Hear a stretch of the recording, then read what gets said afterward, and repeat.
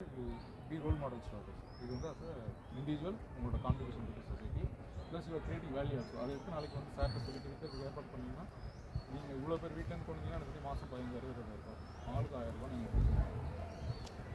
Pocket money. இதை நிறைய பண்ண ஆரம்பிச்சோன்னா இன்னும் மற்ற பசங்களையும் வாங்கி போட்டு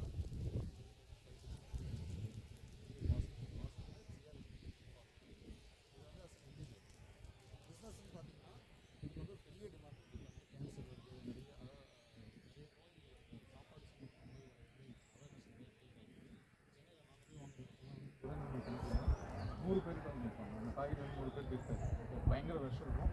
விலை பார்த்தீங்கன்னா 80 ரூபாய் குறைஞ்ச காய்கறி இருக்கிறது 200 ரூபா 300 ரூபா கீழே கட்டலாம்.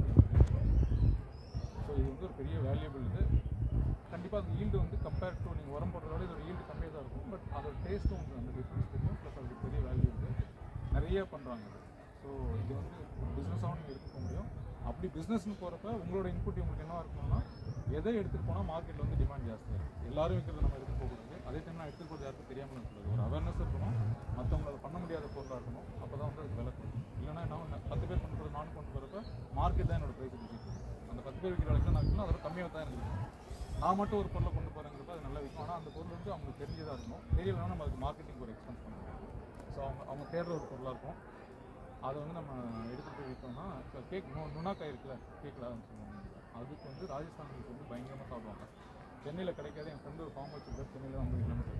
வாரம் வந்துட்டு அதை வாங்கி போட்டுட்டு வருவாங்க. கிலோ 200. ஆனால் வர்றவங்க வந்து சும்மா போக மாட்டாங்க. அவர் ரெஸ்டாரண்ட் வச்சுருக்காரு. அந்த குடும்பம் வந்து அந்த ரெஸ்டாரண்ட்டில் சாப்பிட்டுட்டு ஸோ அது பிஸ்னஸ் அதிகமாகிட்டு வருது. அவங்க முதல்ல என்ன பண்ணாங்க, கேஸ் ஸ்டடியாக எடுத்திங்கன்னா அவங்க வந்து ஃபஸ்ட்டு வச்சுட்டு ஃபார்ம் வச்சுருந்தாங்க. 30 ஏக்கர் ஃபார்மு விளைஞ்சதை கொண்டு வந்து அது கிராமம் ஊத்துக்கோட்டை ஒரு ஊர் 50 கிலோமீட்டர் சென்னையில்.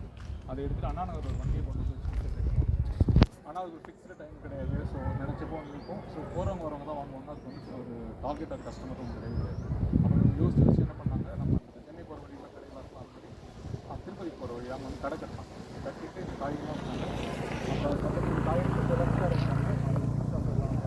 ஃபேக்ட்ரிக்கு வேலை செஞ்சு சாப்பாடு பண்ணிட்டுருந்தாங்க. வரவங்களாம் எங்கள் சாப்பாடும் கூட கேட்டு அவங்க ரெஸ்டாரண்ட் வச்சாங்க. இப்போ என்ன ஆயிடுச்சு, அங்கே பண்ணுற காய்கறி வந்து அந்த ரெஸ்டாரண்ட்டுக்கு தான் பத்துது. அது போக மிச்சம்னா அந்த அண்ணன் கொண்டு போகலாம் முடிஞ்சிச்சு. அந்த இடத்துல விளைஞ்சிருந்து அவங்க வந்து 3 மடங்கு 4 மடங்கு விலை வச்சுக்கிறாங்க. ஃபுல்லி ஆர்கானிக் கூட கிடையாது. அடுத்தது அந்த ஹோட்டலில் வேறு யூஸ் பண்ணுறாங்க. ஹோட்டல் வந்தனால என்ன ஆயிடுச்சு, பக்கத்தில் வந்து ஒரு சிப்காட் ஃபேக்ட்ரி இருக்குது. அங்கே 500 பேருக்கு வந்து அங்கே சாப்பாடு போகும். ஸோ ஒரு ஒரு ஒரு விவசாயத்தில் ஆரம்பித்த விஷயம் வந்து பார்த்திங்கன்னா ஒரு ரெஸ்டாரண்ட் ஆச்சு, ஒரு காய்கறி கடை ஆச்சு, அதுக்கப்புறம் வந்து ஒரு சென்ட்ரல் கிச்சன் ஆகிடுச்சு. வெளியில் ஒரு 500 பேருக்கு சாப்பாடு கொடுக்குறது. ஸோ இது வந்து ஒரு பிஸ்னஸ் அப்படின்னு நீங்கள் ஆரம்பிச்சிங்கன்னா அதோட க்ரோத் வந்து அதுக்கான ஆப்பர்ச்சுனிட்டிஸ் வந்து நீங்கள் தேடிட்டு போயிட்டு இது ஒரு கேஸ். மரம் சொல்லிட்டு ஒரு மில்க் கம்பெனி இருக்குது சென்னையில். எங்கள் ஏரியாவில் ஒரு மரம் விற்கிற அது வந்து ஏட்டு மில்க்கு. லிட்டர் வந்து 80 ரூபா. ஸோ அவங்க பாட்டிலில் கொண்டு வந்து போடுவாங்க. அங்கே யூஸ் பண்ணிவிட்டு பாட்டில் கழுவி வச்சுருவோம். அடுத்த நாள் வந்து வேறு பாட்டில் போட்டு எடுத்துப்போம். இப்போ வந்து 80 ரூபாய்க்கு நார்மலாக வந்து ஆவின் எவ்வளோ 40 ரூபா. அந்த 80 ரூபா வாங்குற கஸ்டமர் வந்து கொஞ்சம் வந்து ஹெல்த் கான்சியஸ் இருக்கணும், அவங்களுக்கு ஒரு அஃபோர்டபிலிட்டி இருக்கும், கொஞ்சம் எலைட் மென்டாலிட்டியோட இருக்காங்க.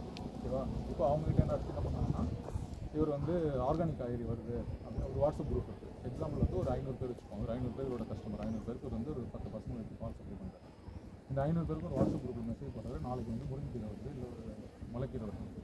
இந்த 500 பேராக அவருக்கு ஆர்டர் கொடுக்குறாங்க. 100 பேர் 200 பேர் ஆர்டர் கொடுப்பாங்க. அந்த 100 பேருக்கான கட்டு மட்டும் வாங்கி அவர் அனுப்புவார்.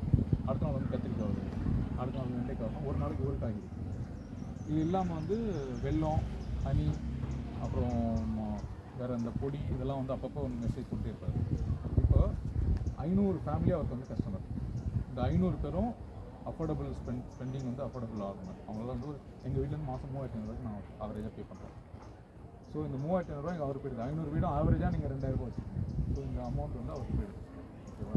இப்போது இவ்வளோ பொருள் நான் ஒரு கடையில் போய் வாங்கணும்னா 3,500 ரூபா வாங்கணும்னா அந்த கடைக்காரர் என்னென்ன வச்சுருக்கணும், அவருக்கு வந்து எனக்கு என்ன வேணும்னு தெரியாது. ஸோ காய்கறி கடைக்கு போனால் கத்திரிக்காய், வெண்டைக்காய், முருங்கைக்காய் எல்லாம் வச்சுருப்பாரு. நெய், வெண்ணெய் இது எல்லா ஐட்டமும் வச்சுருப்பாரு. ஸோ நான் போய் எனக்கு என்ன வேணுமோ ஒரு 50 ரூபாய்க்கு 100 ரூபாய்க்கு 200 ரூபாய் வாங்கிட்டு வரலாம். அந்த மாதிரி ஒரு வரும். ஸோ ஒரு மளிகை கடையோ காய்கறி கடையோ வந்து இவ்வளோ ஐட்டம் இன்வெஸ்ட் பண்ணி வைக்கணும் அப்படின்னா அவருக்கு வந்து ஒரு 1 லட்ச ரூபா 2 லட்ச ரூபா பொருள் கடையில் இருக்கும், வாடகை இருக்கும். அதுக்கப்புறம் என்ன விற்கணும்னு தெரியாது. இவ்வளோ ஐட்டம் வச்சுட்டு இல்லை வேஸ்டேஜ் வரும். ஏன்னா எனக்கு வந்து கத்திரிக்காய் வைக்கணுமா இருந்துச்சு. இப்போ இவர் என்னென்னா இந்த 500 பேருக்கும் அவர் சொல்கிற காய்கறி தான் நான் வாங்கணும். இன்னும் அவர் முதல் நாள் ஆர்டர் எடுத்துப்பார், அடுத்த நாள் தான் அதை கொண்டு வந்து வைக்க போகிறாரு. ஒரு இலை கூட அவருக்கு வேஸ்ட் கிடையாது. ப்ளஸ் வந்து அதை வைக்கிறதுக்கான கடை கிடையாது, இன்வெஸ்ட்மெண்ட் கிடையாது. அப்போ அது எவ்வளோ ஒரு புத்திசாலித்தனமாக. ஸோ நம்ம பிஸ்னஸ் யோசிச்சா கிட்டத்தட்ட 3000 ரூபா அந்த மாதிரி எல்லாத்தையும் வரணும்னா 15 லட்ச ரூபா வருது. 15 லட்ச ரூபா விற்கணும்னா ஒரு கடையில் வந்து எவ்வளோ பொருள் வச்சுருக்காங்க? 3 லட்ச ரூபா பொருள் வச்சுருக்காங்க. ஆள் போகணும், மறுபடியும் ஏசி பக்கத்தில் எதுவுமே கிடையாது. ஸோ டார்கெட் ஆடியன்ஸை கண்டுபிடிச்சிட்டாரு, அவங்களோட நீடை கண்டுபிடிச்சிட்டாரு.